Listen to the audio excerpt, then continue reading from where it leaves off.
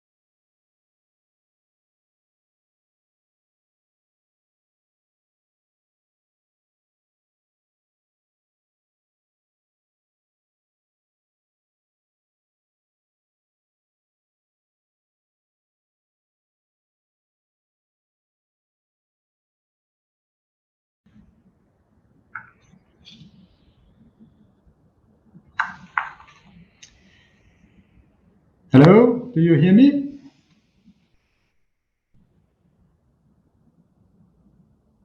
Yeah. Yes. Hello. Yes. Okay. So we'll start our meeting today.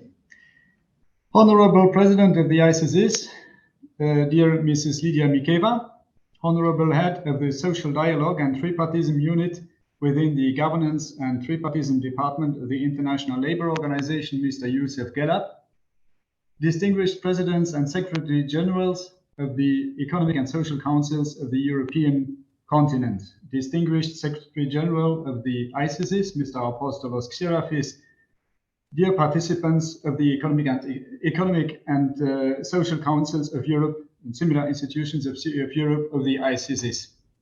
We welcome you very much to this, let's say, first regional European webinar of our International Association of Economic and Social Councils and similar institutions, the AICESIS, which we organize together with our long-standing and highly appreciated partner, the International Labour Organization. During this meeting, we will exchange information, experiences, points of view, and suggestions on the role of ESCs and similar institutions of social dialogue in the post-COVID recovery in Europe. An introduction by our President will be followed by a presentation by the ILO on a call for human-centered recovery. I will then say some words about some main actual European developments, and thereafter the ESCs from Greece, Italy, and Spain will share with us their respective national experiences concerning our topic. The floor will then be open for discussion, and finally, our President will close the meeting. Just for your information, the languages used during our session of 1.5 hours will be English and Russian.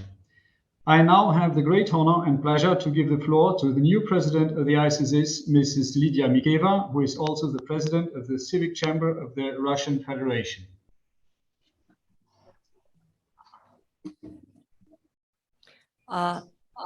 Добрый день, дамы и господа, уважаемые коллеги. Я рада приветствовать вас всех сегодня на Европейском региональном вебинаре, который МАЭСИ проводит совместно с Международной организацией труда. И передаю также привет и приветствие от своих коллег по Общественной палате Российской Федерации. Сегодня заключительный из 4 региональных вебинаров, проведенных в этом году и посвященных роли экономических и социальных советов и схожих институтов в социальном диалоге по восстановлению от последствий пандемии COVID-19. Коллеги из Африки, Латинской Америки и Азии уже обменивались опытом, участвовали в дискуссиях с экспертами Международной организации труда.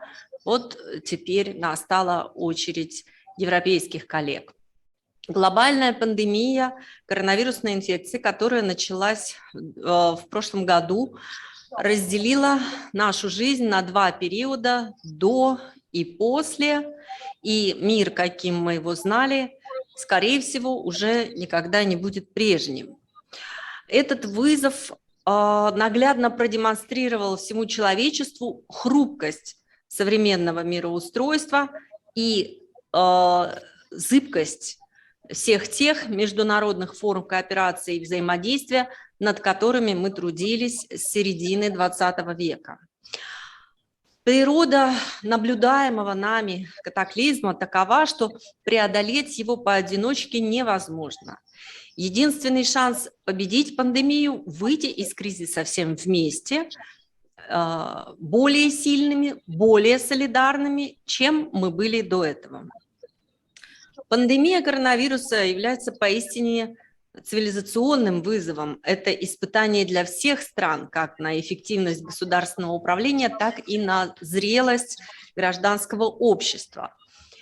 Тем не менее, подчас в это время мы стали свидетелями того, как ради собственных интересов отдельные государства проводили вполне эгоистичную политику, обернувшуюся ухудшением эпидемиологической ситуации для всего мира. Даже сейчас порой можно наблюдать так называемый вакцинный национализм, прямое следствие политизации здравоохранения в один из самых критических моментов истории нашего мира, когда коллективные усилия ради общего блага необходимы. В то же время в мире во время пандемии наметился и другой, куда более позитивный тренд – активизация гражданского общества, некоммерческих организаций, волонтеров и активистов по всей планете. Эти люди бескорыстно оказывают помощь нуждающимся там, где государства не успевают вовремя и эффективно реагировать. В глобальном измерении гражданское общество взяло на себя значительную часть ответственных функций, показав беспрецедентную способность мобилизовать и координировать ресурсы, руководствуясь лишь благородными идеями. В отличие от государств, подчас следующих инерции разобщенности, люди демонстрируют другое качество – единение ради преодоления общей беды. Уверена, что гражданское общество продолжит играть значительную роль и после окончания пандемии, в связи с чем наиболее активных и компетентных лидеров гражданского общества необходимо привлекать к социальному диалогу, поговорить о котором сегодня мы собрались. Социальный диалог – это инструмент инклюзивного обсуждения насущных вопросов и решения актуальных проблем. Это эффективное средство обеспечения социально-экономического прогресса, благодаря которому становится возможным широкий диалог между представителями заинтересованных сторон. Каждый может выражать и отстаивать свое мнение по социально значимым темам, согласовывать эти мнения и принимать компромиссные решения. Социальный диалог обладает колоссальным потенциалом еще и потому, что в его рамках можно обсуждать широчайший круг тем на всех уровнях в формате переговоров, консультаций и обмена информацией. Основываясь на принципах компромисса и взаимного уважения, стороны могут артикулировать и согласовывать свои интересы, тем самым приходя к взаимовыгодным решениям. Хочу заметить, что темы этого диалога настолько широки, насколько широким является подход к решению глобальных проблем. От узкопрактических задач обеспечения вакцинации до этических вопросов, поставленных перед всем миром пандемией. Все это повестка социального диалога. На практике социальный диалог является одним из самых демократичных способов принятия решений. И поскольку текущая пандемия затрагивает напрямую и косвенно сотни миллионов жителей планеты, главной платформой для артикуляции их голосов и озвучивания их интересов, несомненно, должны стать проводники этого инклюзивного подхода. Более того, нам видится, что в будущем формат социального диалога должен стать общепринятой нормой для того, чтобы обсуждать проблемы и формировать политику по вопросам, затрагивающим широкие социальные группы. Одним из наиболее успешных примеров реализации данного формата является трипартизм. Всеобъемлющее институционализированное сотрудничество профсоюзов, бизнеса и государства. Именно в этой форме вырабатываются компромиссные решения. Ассоциация AICESIS, являясь ключевой международной платформой для представления интересов глобального гражданского общества, твердо стоит на той позиции, что некоммерческие организации, экономические и социальные советы должны быть включены в процессы обсуждения и принятия решений. Их уникальный опыт и взгляд по всем вопросам, в том числе международного характера, несомненно, позволят подойти к решению более комплексно и профессионально.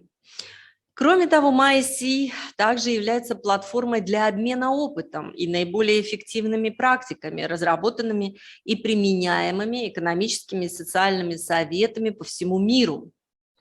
Это позволяет структурам гражданского общества не только постоянно находиться в конструктивном общении, но и значительно помогает адекватно реагировать и адаптировать решения к новым социально-экономическим вызовам.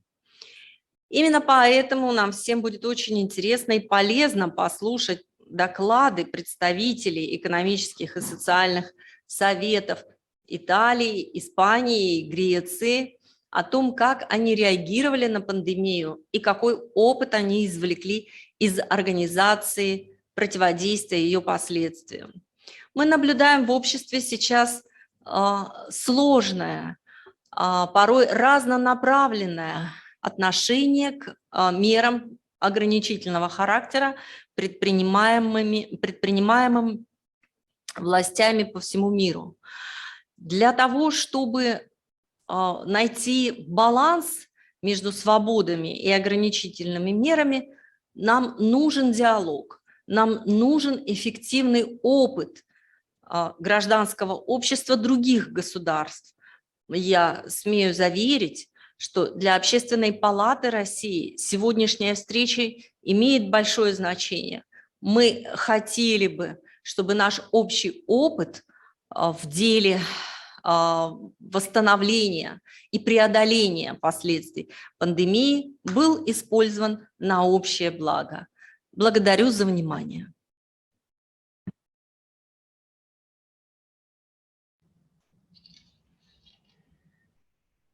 Dear President, thank you a lot for your warm welcome and focused introduction to this important meeting.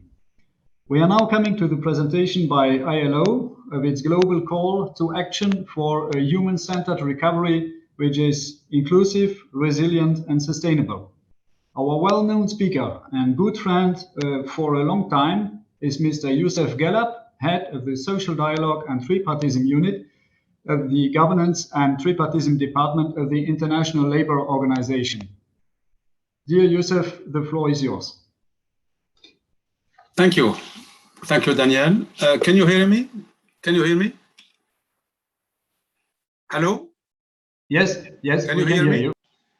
Yes? Yes, yes. Okay, thank you. Well, good day and good morning, good afternoon to all of you, to all the participants in this interesting regional meeting for the regional members of the AICESIS. Let me start by thanking the AICESIS for the invitation and the opportunity to speak to you in this regional seminar. Let me start by saying that the fight against the impact of the COVID-19 crisis has been at the heart of the ILO action in support of its constituents since the breakout of the pandemic back in February 2020. An ILO action included several strong measures to support its member states in responding to the impact of the COVID-19 pandemic. The ILO created an ILO monitor with 6 editions so far, which contains a wealth of information to help member states in analyzing the situation, but also framing responses. The ILO COVID-19 Information Hub, also a lot of information in support of member states, including data that enable comparative analysis. The Global Summit on the COVID-19 and the World of Work that was organized in July 2019. The ILO policy framework for tackling the economic and social impact of the COVID-19 pandemic. And finally, the global call to action for a human-centered recovery from the COVID-19 crisis, which was adopted by the International Labour Conference last June 2021, which is the focus of my presentation. So this global call to action, which was adopted by the conference, is one of the strong measures that were taken by the ILO since the breakout of the pandemic. So, and indeed, last June, delegates from 181 countries, representing governments, workers, and employers, met in Geneva to discuss the impact of the pandemic on the impact of the pandemic on the world of work, and also the ways and means of addressing this impact and promoting a long-term and sustainable recovery. And after several days of discussions and negotiations, sometimes tough negotiations, they adopted unanimously a resolution on the global call to action for a human-centered COVID-19 recovery that prioritizes the creation of decent jobs for all and addressing the inequalities caused by the crisis. And in their discussions and negotiations, first the delegates recognized that the crisis, the pandemic, is having a profound impact on humanity, underscoring the interdependence of all members of society and all countries. Also, in addition to the tragic loss of life, more than 5 million have lost their life as a consequence of this pandemic, and also damage to human health and communities. The pandemic has had devastating impact on the world of work. Let me just give you some examples. So the pandemic has led to huge increases in unemployment, underemployment, and inactivity. Also losses in labor and business income, especially in the most impacted sectors, enterprise closures and bankruptcies, supply chain disruption, informality, and insecurity of work and income, and also new challenges to health and safety and right at work, and exacerbated poverty and economic and social inequality. Some figures to illustrate the scale of the damages in the world of work. According to ILO estimates, we estimate that the number of job losses amount to 114 million. Working hours reduction amount to the equivalent of 255 million full-time jobs. So it means that the equivalent on 255 million jobs were lost because of the reduction in working hours. Income losses amount to 3.7 trillion, which is 44.4% of the global GDP.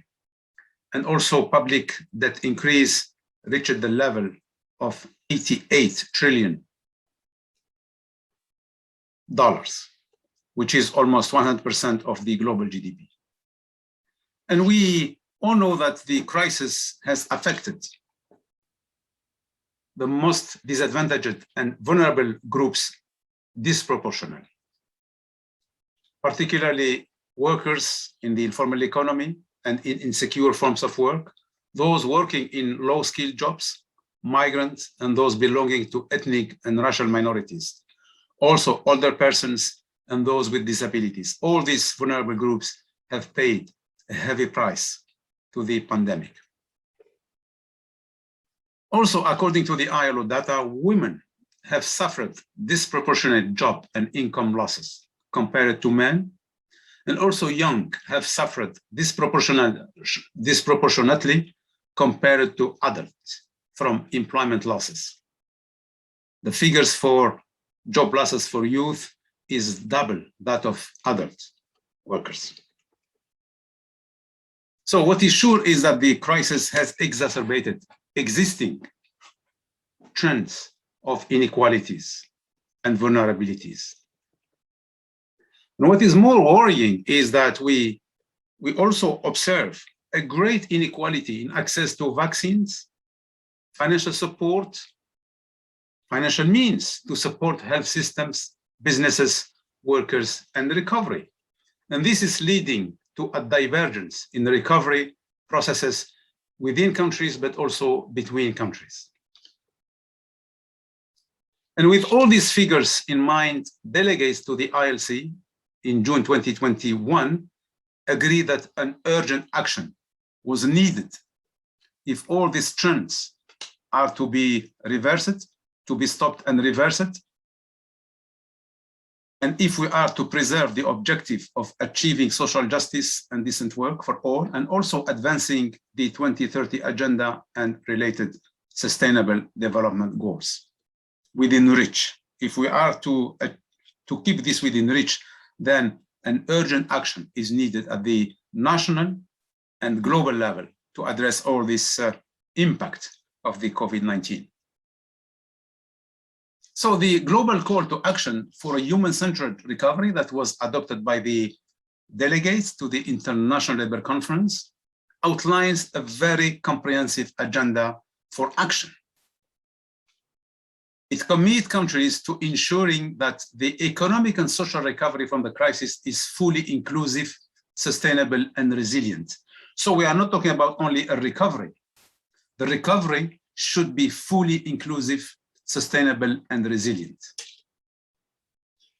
And the global call to action that was agreed upon by tripartite constituents includes two sets of agreed actions. The first set of actions has to happen at the national level. Actions to be taken by national governments and employers and trade unions and their social partners in order to achieve a job-rich recovery that substantially strengthens workers and social protection and support sustainable enterprises. And the second set of action is to be taken at the international level through international cooperation and the involvement of all multilateral institutions, including the ILO. Let me elaborate very quickly on what are the key actions to be taken at the national level and at the international level. At the national level, governments and workers and employers organizations, when adopting the global call to action, in fact, they have committed themselves to work together through social dialogue and concerted action towards achieving inclusive economic growth and employment, that is providing for a broad-based job-rich recovery with decent work opportunities for all. Secondly, to work towards promoting protection of all workers at the workplace through reinforcing respect for international labor standards, promoting their ratification and implementation, with particular attention to areas where serious gaps have been revealed by the crisis. Also, achieving universal access to comprehensive, adequate, and sustainable social protection, including nationally defined social protection floors. So, securing universal access to social protection so that nobody is left behind or outside the scope of social protection. And finally, promoting social dialogue. And this is through building upon the role that social dialogue has played in the immediate response to the COVID-19 pandemic. And we know that in the beginning of the crisis, social dialogue played a major role in helping government, workers, and employers to frame responses to the COVID-19. So in the month and in the years ahead, we need to build upon that good achievement of social dialogue. So that, social dialogue will be at the heart of national policies to promote a sustainable, inclusive, and resilient recovery. So that at the national level. And then the global call for action also foresees a set of actions to be undertaken at the international level. That means to promote international cooperation and to also to stress the important role of multilateral institutions, including the ILO, with the aim of increasing the level and coherence of their support for human-centered pandemic recovery strategies. So the international institutions, including the ILO, are called upon to support efforts at the country level to promote a sustainable and resilient and inclusive recovery. Let me just elaborate a little bit on what is expected from the ILO. So from the ILO, it is expected that it helps government and employers and workers organizations to build back better from the crisis, using all the ILO means of action, including international labor standards, tripartism, development cooperation, and also convening power. The ILO has a convening power to bring on board donors, other international organizations, partner institutions like AICESIS in support of actions at the national level. Let me just stress two sets of action on the part of the ILO. One is to strengthen the role and the capacity of labor administrations, labor inspections, and other relevant authorities to ensure implementations of rules and regulations, especially regarding social protection and occupational safety and health. So to strengthen the capacity and the role of labor administrations, so they will be able to play their role as a key actor when it comes to framing recovery policies. And secondly, to use social dialogue, to help member states use social dialogue, use institutions for social dialogue, to shelter consultations and negotiations and joint actions by governments, workers, and employers organizations. When it comes to, again, promoting sustainable, resilient, and inclusive recovery. And let me here say that one of these institutions are economic and social councils and similar institutions. For the ILO, these institutions have a key role to play in helping, in bringing together governments and the social partners to discuss what are the policies, what are the strategies needed to address the impact of the COVID-19 and to promote a sustainable, inclusive, and resilient recovery. But the economic and social councils and social dialogue institutions, they cannot do so unless they are well equipped, they have all the resources, unless they are effective and inclusive in helping governments, employers, and workers in sitting together around the table and framing these policies and strategies towards achieving a recovery from the current pandemic. To conclude, let me say that the global call to action is grounded in the ILO Centenary Declaration for the Future of Work, which I had the opportunity to present to the AICESIS member states several times in the past, which was adopted by the ILC in June 2019, and which promote a human-centered approach to the future of work. And the global call to action calls for an acceleration of the implementations of the Centenary Declaration that support a broad-based, fully inclusive recovery. And the ILO Director General Guy Ryder welcomed the global call to action, saying that this helps to create a recovery that is inclusive, sustainable, and resilient, which must become a priority for all public policies in all member states. So promoting a recovery that is inclusive, sustainable, and resilient must become a top priority for public policy in all member states. And he said, the resolution provides a clear and comprehensive way forward that enable countries to convert the moral and political aspiration of leaving no one behind into concrete action. Finally, he said that the effectiveness and resilience of the recovery from the COVID-19 will depend heavily on how broadly based and socially inclusive it is. So how broadly based and socially inclusive it is.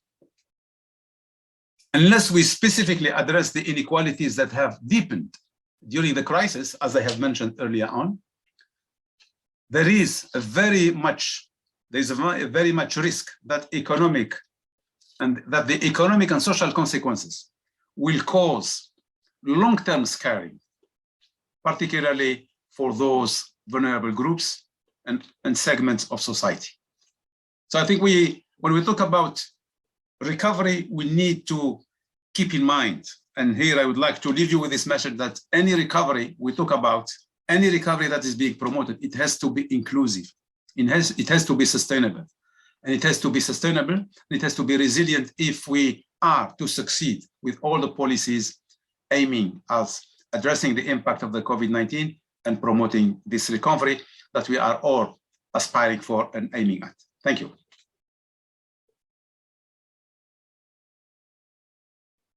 Dear Youssef, thank you so much for your brilliant intervention, especially your presentation of ILO's global call to action for human-centered recovery, which, as you have said, has been adopted by, I guess, 187 member states of the ILO earlier this year.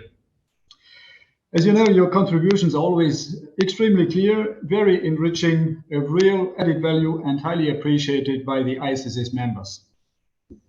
As our president mentioned it before, this is the first regional European webinar of AICESIS, and such type of webinars have yet taken place earlier this year, together with the ESCs and similar institutions of the 3 other continents represented in our association, that is the African continent, the Asian continent, as well as the continent comprising Latin America and the Caribbean. As concerns the current main developments in Europe, where social dialogue institutions are more or less implicated, we will briefly focus on some diverse topics. I would first mention the Recovery and Resilience Facility, which is designed to relaunch our European economies that have severely suffered from the actual COVID-19 crisis. Then, in the second place, say a word about the consultation of the National Economic and Social Councils, as well as similar institutions by the European Economic and Social Committee, concerning their implication in the framework of the Recovery and Resilience Facility. Then, in the third place, I'd like to mention a positive case in that sense. That is the case of Belgium as an example of a highly successful involvement of national institutions of social dialogue. And finally, say some words, let's say, about the Conference on the Future of Europe.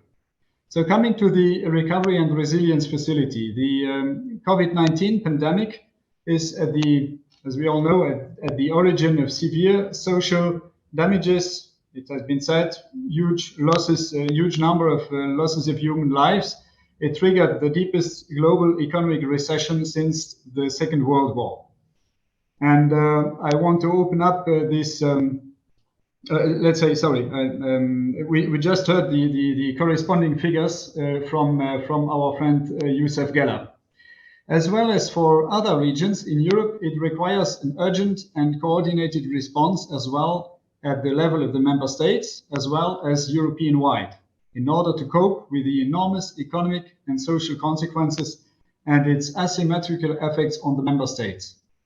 The European Union Recovery Instrument, named Next Generation EU, is aimed at fully supporting the Union's recovery from the current crisis and at strengthening the resilience of its member states against future shocks.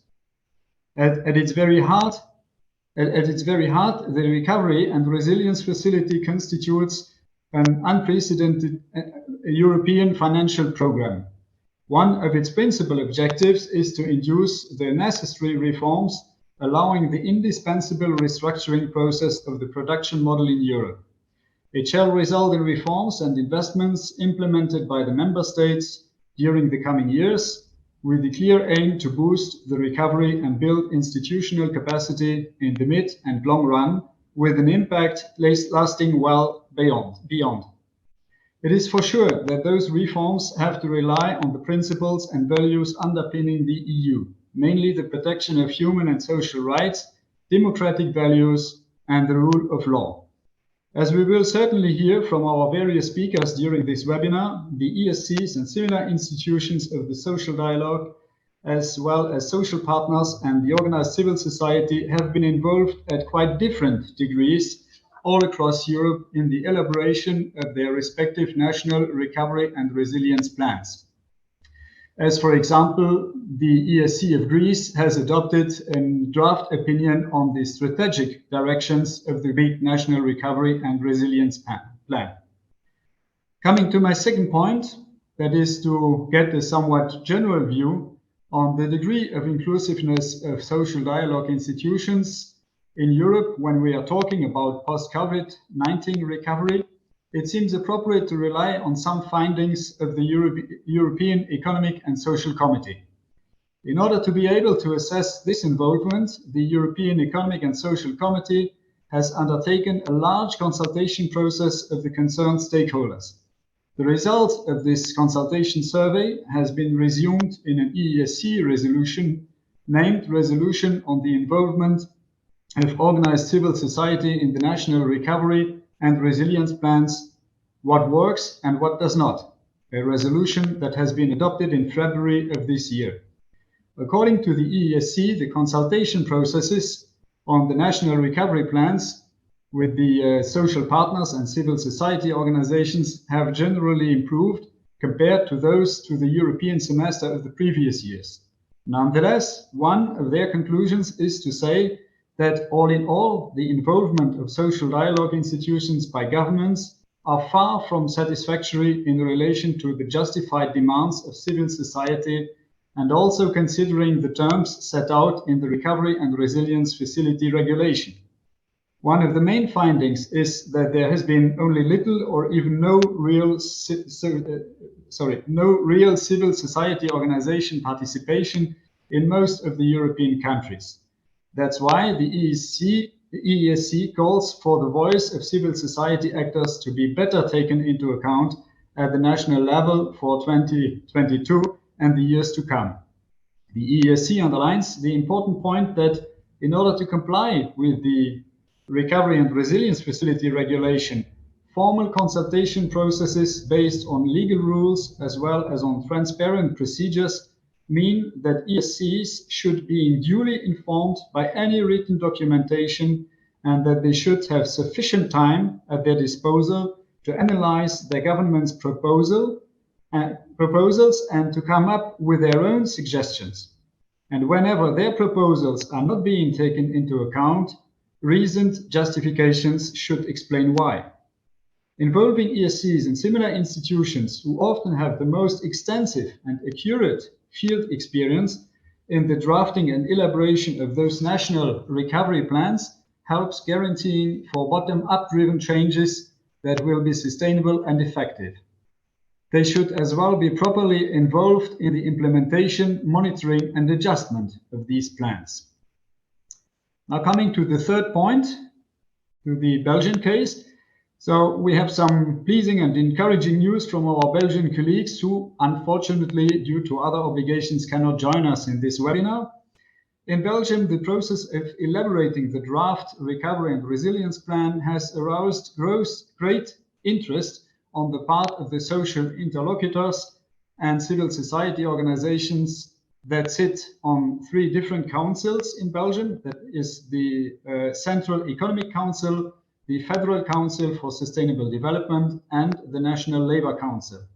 Indeed, shortly after the announcement of the European process requiring Belgium, as well as each member state of the European Union, to submit its Recovery and Resilience Plan to the European Commission by April 30, 2001, the councils worked on their own initiative and made contributions before the work began at the Belgian national level.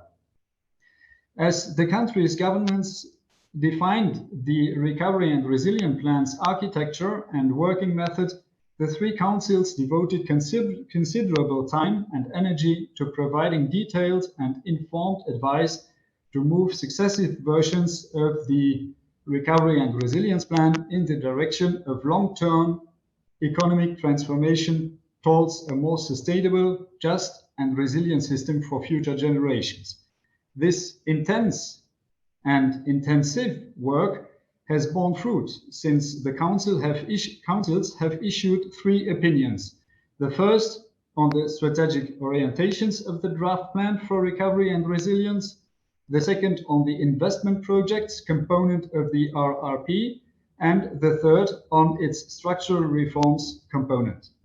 The councils also had the opportunity to interact with the investment and reform project leaders of the strategic units of the ministerial cabinets. Meetings were held on each axis of the RRP, where the projects and reforms were explained. On this occasion, the members of the councils were able to give initial reactions and ask questions directly to the people concerned, who were able to take them into account when drawing up the final version of the Recovery and Resilience Plan. Several investment projects originally included in the first draft of the Recovery and Resilience Plan were eliminated from this plan in accordance with the Council's recommendations for project prioritization and the selection criteria that the Councils had established. In general, the advice of the Councils was taken into account in the development of the final version. The councils will also be involved according to their respective competencies in the periodic evaluation of the RRP and in the regular monitoring of the progress made in its implementation. So I think this is really a nice story of the ESC being involved in the elaboration of these plans. Finally, an introductory word to the conference on the future of Europe, just to make an introduction and to invite the one or other ESC during this webinar to maybe come up with some national experience on it. As you know, the goal of the conference on the future of Europe is to give citizens from all backgrounds and throughout Europe the opportunity to share what they expect from the European Union, with the aim that those expectations will influence EU's future governance and policy making in order to shape a better European future. It is being led under the authority of the 3 main European institutions, represented by the President of the European Parliament, the President of the Council, as well as the President of the European Commission, acting as its joint presidency. As well, European citizens as European national, regional and local authorities and civil society are invited to organize events on this debate and to contribute ideas. Access to the participation to this conference are guaranteed by different components of the conference put in place, which are a multilingual digital platform, decentralized events, and European citizens panels. All those numerous contributions will merge into the so-called conference plenaries, which will then ensure that the recommendations from the national and European citizens panels, grouped by themes, are being debated without a predetermined outcome and without limiting the scope to predefined policy areas. The conference is composed of representatives not only of the European Parliament, the Council and the European Commission, but also of all national parliaments, the Committee of the Regions, and most interesting for us, the Economic and Social Committee, the social partners and civil society. Main topics are climate change and the environment, health, social justice and jobs, the position and perception of the EU in the world, values and rights, rule of law, security, as well as digital transformation, European democracy, migration, and the last one, education, culture, youth, and sport. By this short introduction, so I invite the one or the other ESC to intervene later on during our discussion. But before doing so, we have now the pleasure to hear from the national experiences from our friends from Italy, Spain, and Greece. They will, I guess, at least in part, focus on the questions outlined in the program that you saw in the program. And I have now the pleasure to give the floor to our first speaker of Greece, Mr. Dimitris Bimpas, who is scientific advisor at the ESC of Greece. Mr. Bimpas, the floor is yours.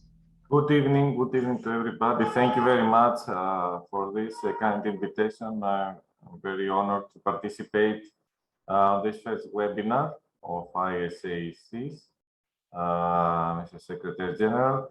I would like to thank you, and I would like to take the lead from your last reference to the event for the future of the Europe, and I can report to the attendees and the participants that in this November, at the beginning of November, at 4th of November, we on the Economic and Social Council of Greece organized an event related in the framework of Future of Europe and of European Commission in Athens, where we collected the opinions of 25 different associations, members of our council, accompanied also with the president of the Economic and Social Committee of Europe, Mrs. President. It was split in these 4 different sections. We organized 4 different sessions and we collected different opinions. At the end of this year, perhaps at the beginning of the next of 2022, we will have a publication with the results and the policy recommendations provided by this very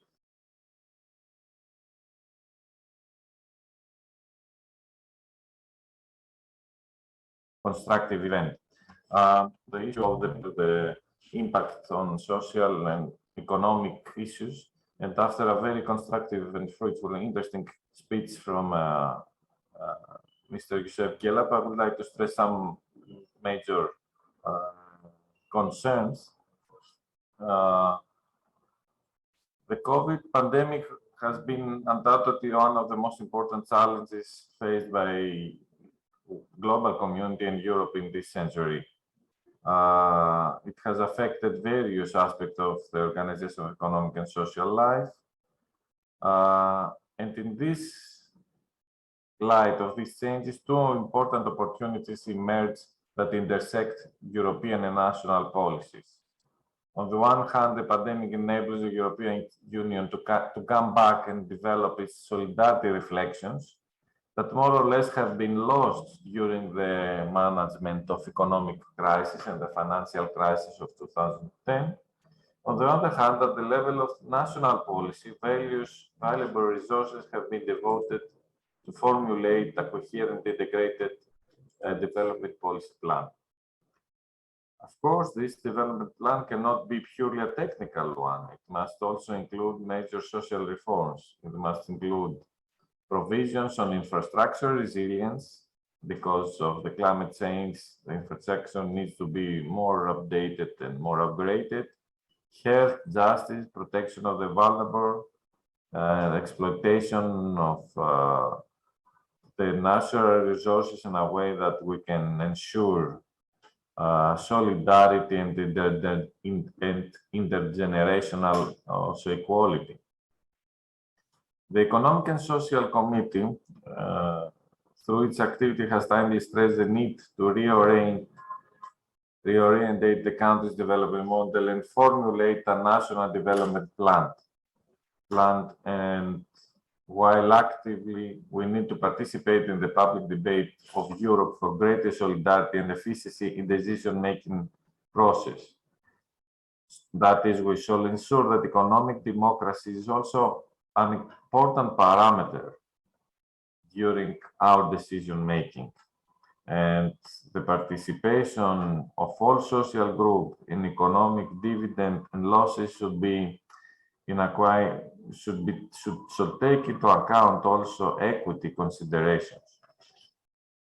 In the early stage of pandemic, I will give 2 examples because it was also the set of questions. In order to identify the major consequences of the pandemic, the Economic Council and the Economic and Social Council of Greece, through 2 publications, sought to establish the necessary intervention to support the world of work, the business sector and civil society as well. And the task was not very easy because we know that the pandemic crisis created a zero-sum game. Not to say negative sum gain, because households also were losing, businesses were losing, civil society has a lower voice because of the conditions. So this condition create tensions in the economy and society, and this have to be taken into account in our efforts to mitigate the impact of pandemic. And of course, apart from the social tensions, there was time constraints. Different periods of the pandemic created different impact. For instance, during the summer, the tourism sector was mostly tourism sector and food and restaurant bar sector influenced much more. While during the winter or during the periods of off-tourism season, employees or other specializations, salesmen, people who were working on the commerce were more affected. While needless to say that also certain structural and cyclical problems of the Greek economy, such as unemployment and business sustainability, were still present during that period. We have, as you may know from the statistical records, a high level of over-indebtedness of private debt. Brain drain still is around, although the pandemic helped some people to get back to Greece. But we had also institutional paralysis of the social dialogue and slow recovery. And this prospect is important to understand that the recovery and the resilience facility is not a single tool to just produce fiat money, but create more sustainable, more social and economic and viable infrastructure by following an inclusive strategy and taking into account the opportunities given by European institutions and other reflection at the global level. For instance, the issue of the patent of the vaccination, the issue of the skepticism over the European integration is very important to be tackled within the framework of social and economic resolution of various problems that European Union and other countries face at that point of time. Taking back to, I will try to assess one of the questions. If we have learned something from this crisis during this period, I would say that after the economic crisis and this imperfect, not to say inefficient resolution of the financial crisis, there is much skepticism over EU and European institutions, as well as other international institutions as well. So people's beliefs tend to be marginalized. Of course, there is the issue of fake news and misinformation in general, but it is obvious that these conditions create skepticism also over climate change perceptions.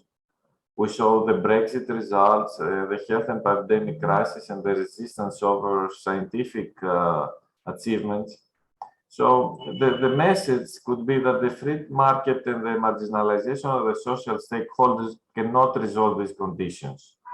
It is possible that intensifies the gap between personal beliefs and social solidarity schemes or mechanisms that they are available or they were available during periods where social debate and social dialogue was present.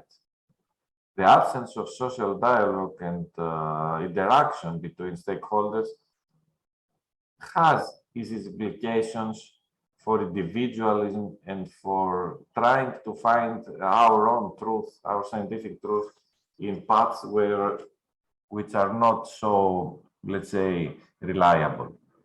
I would like to thank you, of course. I'm here happy to listen to your comments or any queries that might be raised. Thank you very much for this very important meeting.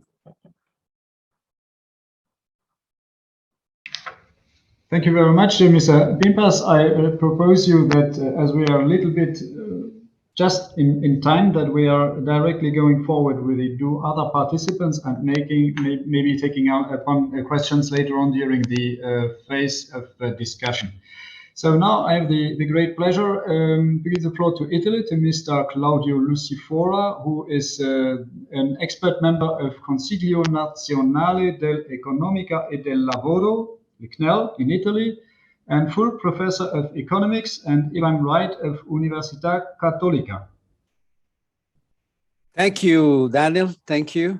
I would like to thank you, you and the president of AICESIS for this invitation to participate in this regional webinar. As you mentioned, my name is Claudio Lucifora. I'm Chancellor of the Italian Economic and Social Council. So I shall follow the invitation of the organizer and try to share with you some of the views of the Italian National Council on the role of social partners in the post-COVID recovery.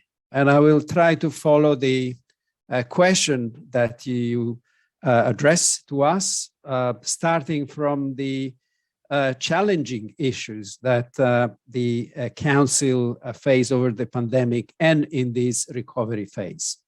Well, for the Italian recovery, particularly in this post-COVID moment, one of the most challenging issues is that associated to the important reforms that have to accompany the investment plans. And these reforms have to be based on solidarity, integration, social justice, fair distribution of wealth, because these are the preconditions that are necessary, according to the Council and to the European Union, to strengthen competitiveness, increase the growth potential, and sustainability of public finance.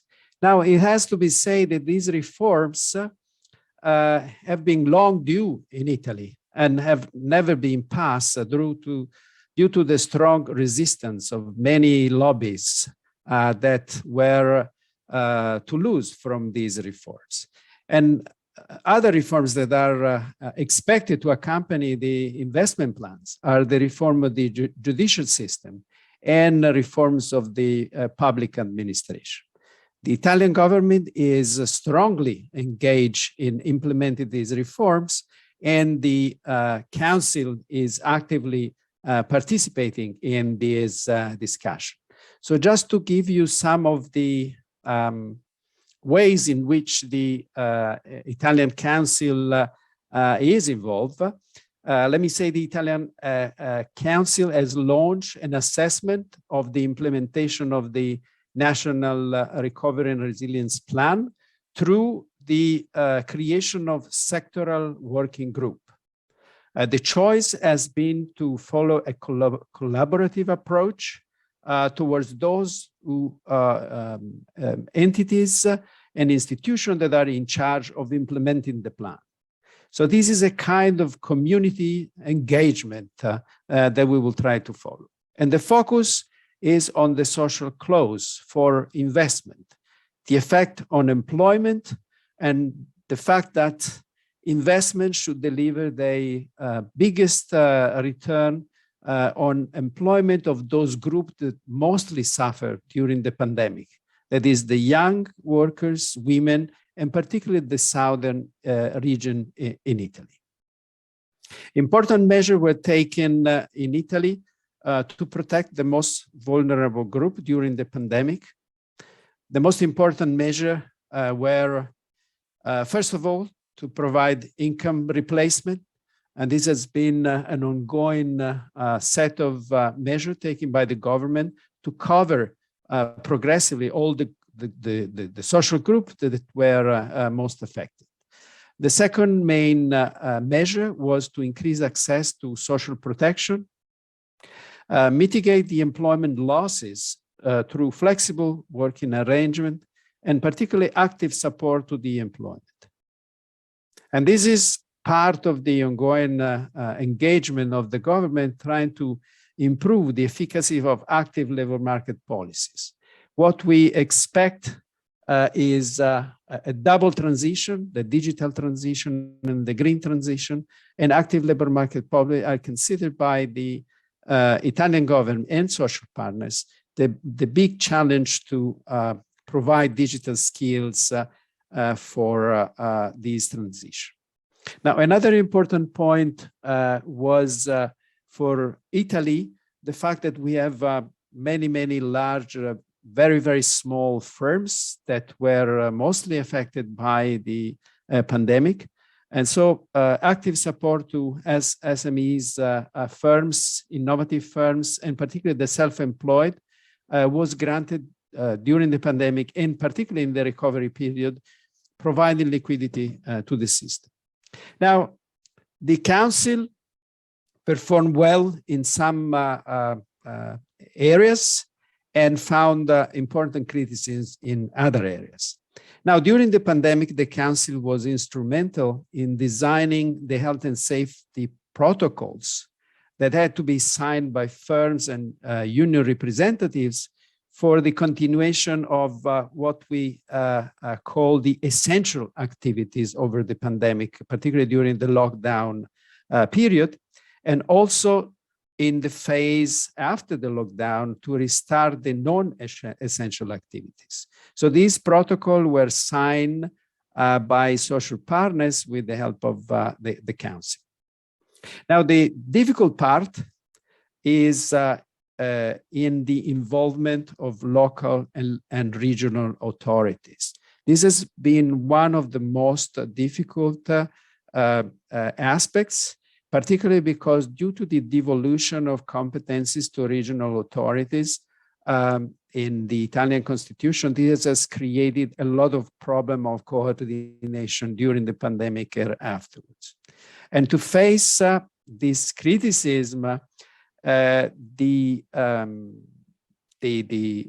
current government has created a working group that is led by the Italian Council at the Prime Minister Cabinet that involves civil society and social partners to monitor compliance with the obligation of transparency, integrity, and particularly to fight fraud and corruption. So 3 actions are taken: prevention, detection, and correction of any fraud and corruption by the civil society and social partners. What have we learned from the pandemic for future crises? Well, possibly the most important lesson learned is that it is important to have a resilient structure, able to timely address the crisis. This was the most difficult part when the pandemic started. The second lesson learned was that it is utmost important to have a coordination of activities between local, regional, and national level.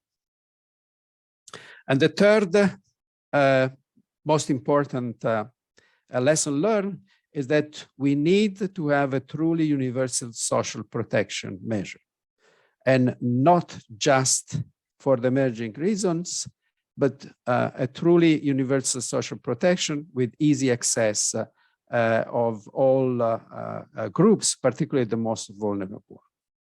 So I think I'll stop here and I return the floor to you. Thank you. Thank you very much, dear Mr. Luci Fora. Now, thank you very much for your explanation and reflection on all these questions being raised in our program. And now I'm happy to give the floor to our friend Juan Moscoso del Prado, who is head of the Department of Technical Assistance to the General Secretariat and International Relations of the Spanish Consejo Económico y Social. The floor is yours. Thank you, Daniel. Thank you, Secretary General for Europe, for AICESIS. It's a pleasure to be here today with all of you. I want to say hello also to the brand new president of AICESIS, to Lidia Mikeva from Russia, our kind regards from Madrid. And also I want to say hello to all our friends and colleagues, to our old friend Joseph Gelab from the ILO OIT in Spanish. As you asked me, I'm going to explain, I'm going to try to be brief, what has been the post-COVID answer from the Spanish Economic and Social Council in the last months, as we are discussing, I think of interest. As it has been said already today, talking about other countries, European countries, as all we are, most of us in the European Union, our main activity has been linked with all the regulatory work that is being doing during these months in the frame of the application of the European Next Generation EU program, the Spanish Recovery and Resilience Plan, and the legal reforms that have to be implemented in order to receive the European funds and in order to go forward with all the investments that this so important plan requires. For those of you who are not in countries members of the European Union, you should know that in order to receive the European funds that have been implemented, the receptors countries have to sign an agreement, which is the National Reforms Plan, with the European Commission, with the European institutions, in order to receive them. And these reforms include many regulatory changes in order to make in our case, the Spanish economy more resilient, more competitive, improve some problems that were there before the pandemic. And as it has been said today, also today, and underlined in different interventions, to improve its social cohesion, to fix social problems that have been enlarged or enhanced by the COVID pandemic, and also in order to build a more social inclusive society with a more important role of the social partners. Let me give you 4 examples of reports that we're working on these weeks and that will be approved in our plenary session next week. 2 of them have to be with the way public contracts are given. Another one has to do with bankruptcy, and in order to adapt our legislation to a more flexible frame in order to protect companies that are not only large companies, but also small and medium companies that are close to bankruptcy or have debt problems.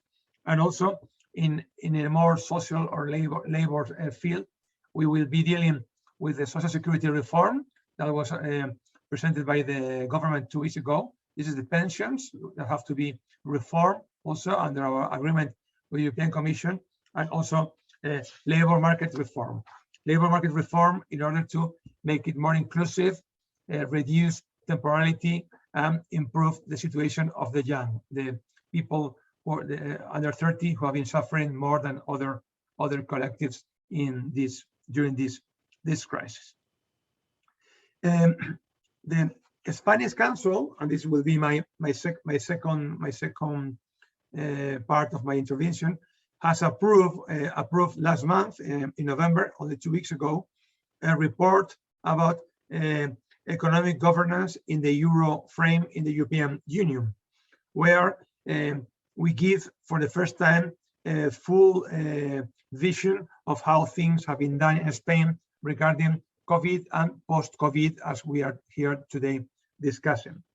The starting point is and begins with underlying the importance of the European Union measures that have been taken during the last year and a half, starting from the idea that the European Union didn't have an instrument that could be used to face a situation like the one we began facing last year with the pandemic, and that the Next Generation EU facility, as well as the fund that goes with it, the restructuring and resilience facility, have been very good ideas and very long-awaited spaces to work. Our only criticism in this part has been that we would have liked to have seen during the creation of this facility a stronger or participation by the social agents and the social partners, at least in Spain. What are we recommending now to improve this recovery in the post-COVID? As you know, as I've said before, regarding the Spanish plan, we are giving opinions about every specific law that is being changed. In all the list of laws that have to be changed in the coming months, there are up to 70 measures, 70 measures. We have already started with about 10, but and we will be doing one by one. We are not so far doing an overview of the whole procedure.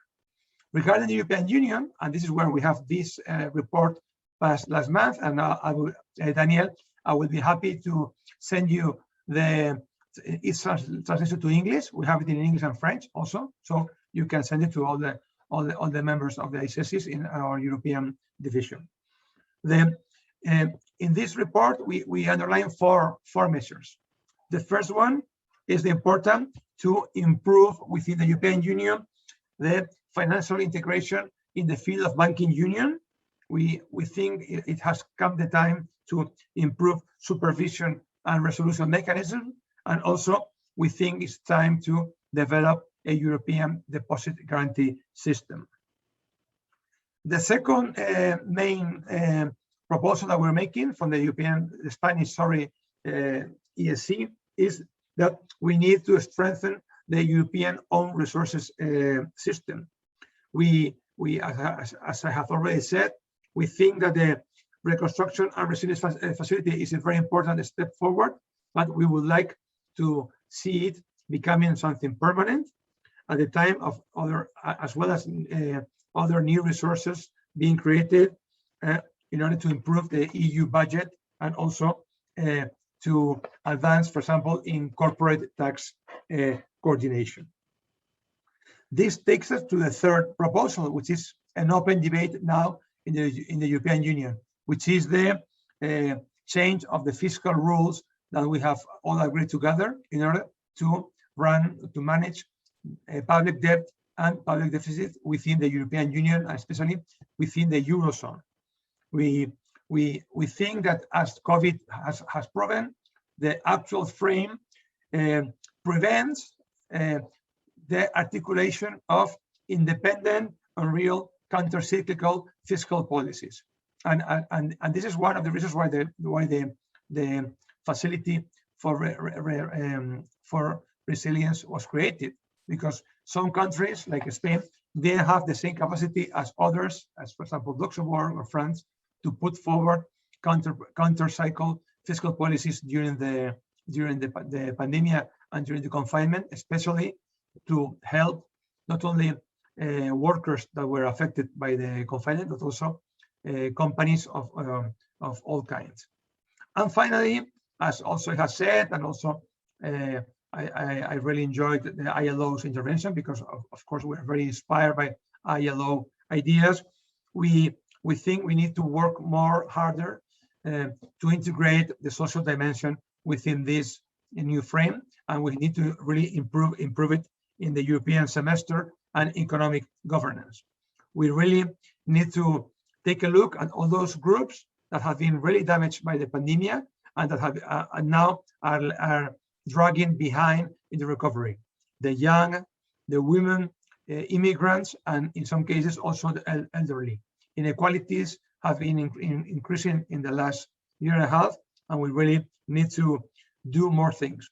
We have some good examples of what the European Union has done in the last year. For example, the SURE facility, in order to help national unemployment systems to become more powerful. And I think we have to be more ambitious in this line. Of course, and I will end this, there are other lines and other proposals in the budget, in the report, as for example, work together more in a topic that I think our Russian presidency of AICESIS is very interested, which is the strengthening of the European Union vaccine strategy, that of course can be enlarged to other spaces. and the debate about the European sovereign strategic autonomy that has to do with all these matters that we have been discussing. Thank you very much to all of you. Dear Juan, thank you very much also for your intervention, and as such our 3 interventions are now having passed. Thank you once again to Mr. Bimpas, Mr. Lucifora, and also Juan Moscoso del Prado for all your reflections thereon. We will now open the floor to the public for our discussion thereon, and maybe I could open it by giving the floor directly to our friend Bogdan Simion, who is the president of the Romanian Economic and Social Council, who I think wants to tell us something.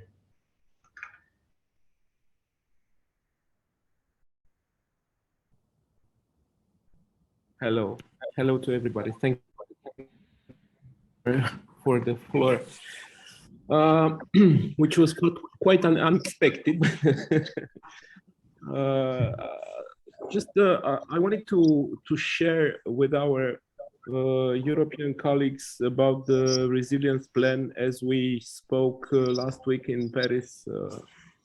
And I'm thinking about involving the ESCs in the national resilience for each country, for each European country, and also to have a common view of this resilience.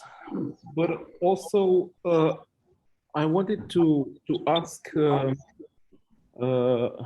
our president what is she thinking about their position regarding person-centered strategy, and how can we link it also with the views of the ESCs, of the European ESCs? Because after all, we heard 3 European ESCs regarding the problem and regarding the strategy of the resilience in the European space, but I think we need to link it together, all together in this space, because the pandemic, it just like the name it says, it's pandemic, it's everywhere in this world. So we should put it together as an effort. Thank you.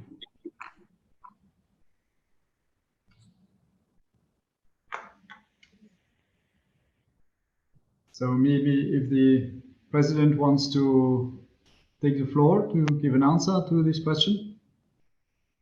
Да. Спасибо большое. Я очень рада этому вопросу. Мне кажется, что все спикеры сегодня говорили примерно о том, что в России на русском языке называется «сбережение народа». Не так давно, еще до пандемии, сбережение народа было объявлено одним из национальных приоритетов в России, но я думаю, вы согласитесь, что это больше, чем национальный приоритет. Это задача, которую ставит перед собой мировое сообщество. Поэтому ориентированность на нужды, на интересы человека на сегодняшний день действительно становится главным направлением работы всех уровней властей и главным направлением внимания бизнеса. Мне кажется, что ставя во главу угла человека, мы тем самым смещаем ранее достигнутый баланс интересов и действительно существенным образом изменяем соотношение сил в трехсторонних диалогах. Я думаю, что сегодняшняя встреча, в рамках которой все спикеры смогли поделиться опытом, это дополнительное подтверждение вот того, что мы с вами смогли нащупать новую идеологию, состоящую в том, чтобы сберечь население, помочь уязвимым группам населения выстоять в непростые экономические времена, в непростую санитарно-эпидемиологической обстановке. И, конечно, я солидарна здесь с теми словами, которые уже прозвучали. Спасибо еще раз.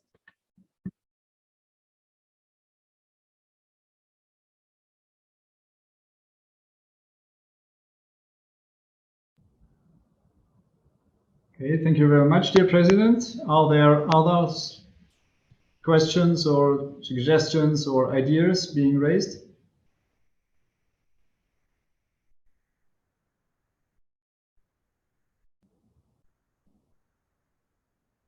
Is everything clear? So, we also have colleagues from Algeria on board, I see. Hello. So I don't see any questions for the moment. Nobody raising a hand as far as I see. Okay, there's Mr. Yusuf Geller. Yes.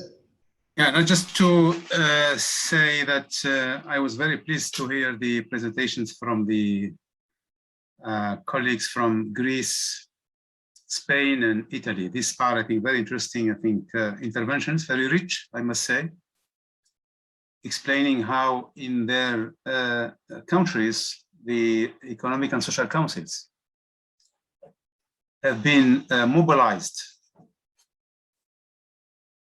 through the preparation of reports based on analysis, but also through bringing together the governments, employers, workers, but also other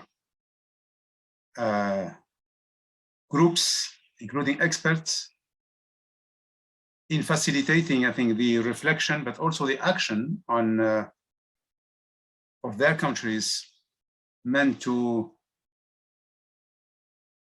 analyze, to understand the important impact that the COVID-19 pandemic is having on the world of work, but also beyond the world of work, on the economy, on society. And based on that analysis, supporting their countries in framing policies and responses. And I think this is exactly what we expect from these institutions, these governance institutions. When they are effective, when they are inclusive, I think they can play a major role in facilitating the broad discussions, consultations on the policies and the strategies needed to address the impact of the COVID-19 and also any other crisis on the different segments of society, and also in designing long-term strategies, long-term policies in the various policy areas.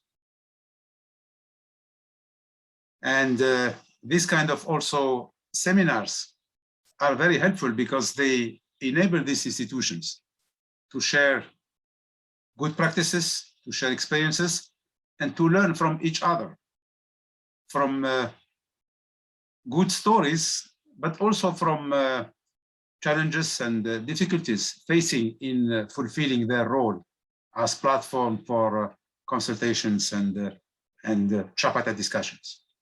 So I think we do welcome on the part of the ILO these types of initiatives, bringing together these institutions to share experiences and good practices.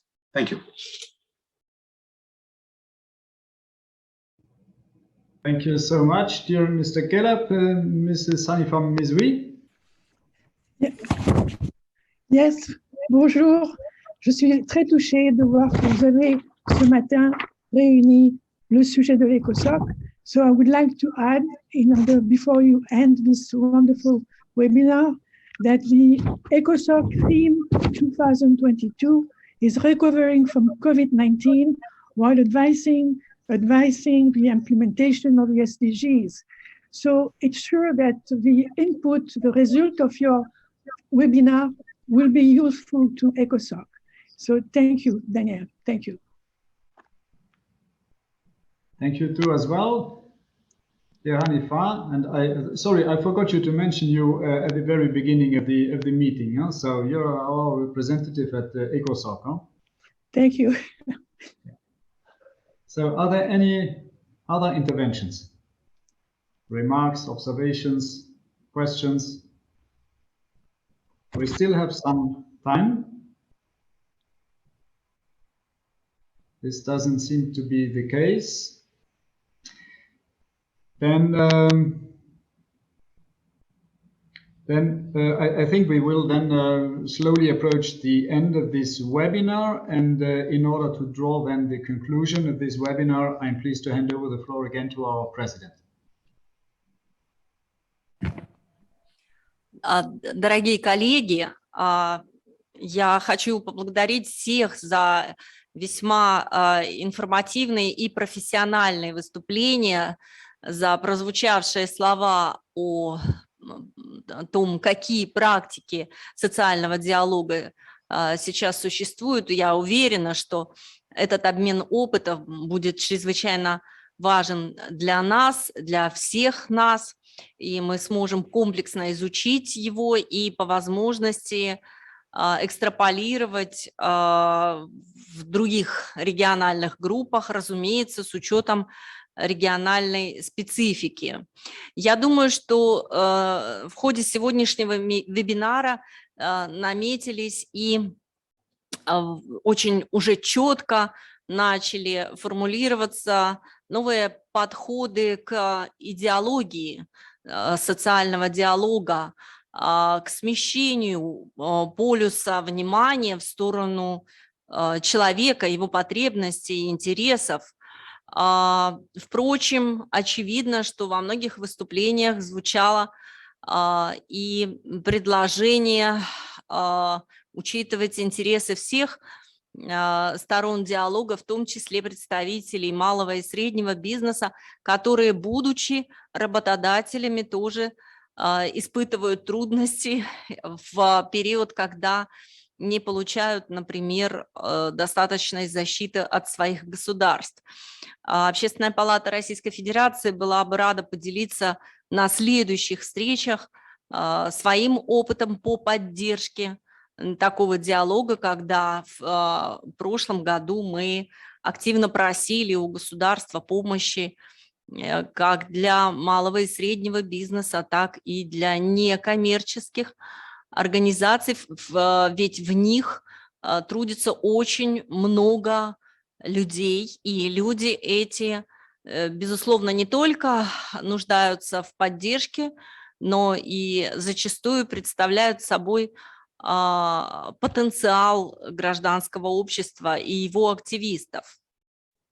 Я уверена, что в подобном формате наши встречи продолжатся и дальше, ведь нельзя недооценивать их значимость для организованных институтов гражданского общества. И более того, стоит рассмотреть возможность проведения межрегиональных вебинаров для дальнейшего обсуждения опыта и практик борьбы с коронавирусной инфекцией. Уверена, что только широкий диалог с представителями самых разных сегментов общества при активном вовлечении в него государства и бизнеса может стать действительно эффективной платформой для принятия социально значимых решений. Особенно хотелось бы поблагодарить не только спикеров, выступавших с докладом о национальном опыте, но также и коллег из Международной организации труда за инициативу проведения подобных региональных семинаров и за сотрудничество с ассоциацией, с ESC. Надеюсь, что взаимодействие двух наших организаций будет расширяться.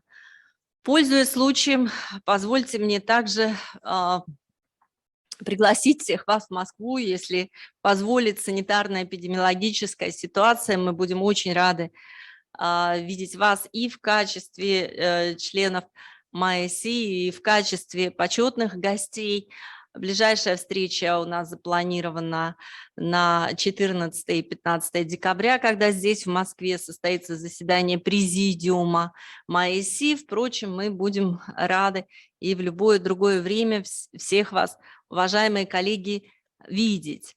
И, конечно же, в это предновогоднее время, когда каждый из нас хотел бы, чтобы свершилось чудо, я хочу пожелать всем здоровья и, конечно же, улучшения ситуации с распространением коронавирусной инфекции. Мы все искренне желаем, всем сердцем желаем вернуться в прежнюю жизнь, насколько это возможно.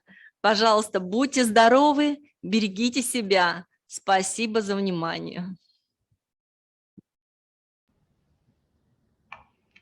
Dear President, we are very, very grateful for your successful conclusion. By closing the present webinar, I'd like to thank once again our three speakers from the three ESCs and also Mr. Youssef Galab from the ILO, as well as also Mrs. Gayane Seyranyan, who is on the Secretariat of our President, Mrs. Samira Azaba, the Secretariat of the AICESIS, Mr. Apostolos Xerafis, our new Secretary General, as well as Manuel Serradilla, who is the chief of the IT team who helped us organizing and putting up this webinar. Thanks a lot to all of you for your constructive and very useful participation. It was the first regional European webinar, but for sure not the last one. Stay safe, take care, and see you soon during a next European AICESIS ILO webinar. Bye-bye. Bye-bye, thank you.